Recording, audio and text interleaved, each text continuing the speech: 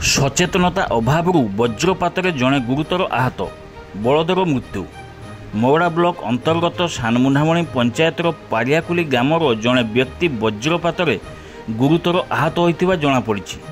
सूचनायोग्य जे लघुचाप जनित वर्षा आरंभ हो विलंबर वर्षा जोगु चाषी माने एबे बिलरे चाष काम लगी पड़ी।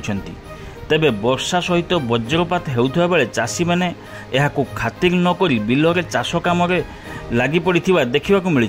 अपरपक्षरे लोके फांका पड़िया गाई गोरु मणिबा आसुवा जमापड़ी।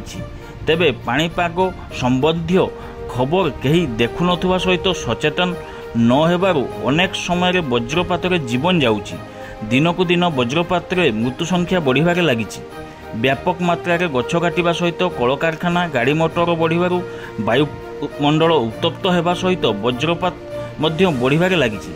तेणु सरकार पक्षरु वज्रपात जनित मृत्यु संख्या कमिया पई विभिन्न स्थान में ताल गछ लगेबार पदक्षेप निया जाइछि।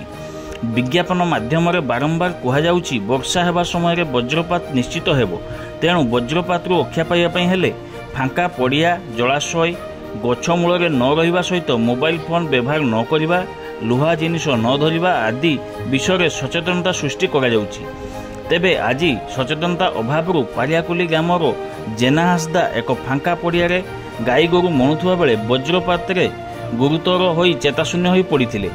वर्षा छाड़िया पर स्थानीय लोके देखि संगे संगे आंबुलांस जोगे किसान तांडी गोष्ठी स्वास्थ्य केन्द्र को नैथिबा जणा पड़िछि। प्राथमिक चिकित्सा पर जेना हासदा सुस्थ थिबा जणा जाइछि। जेना हासदार गाई गोरु मणुवा स्थान में वज्रपात एक बलदर मृत्यु होइछि। मृत बलदर मालिक सत्यरंजन बेहेरा बोली जणा पड़िछि।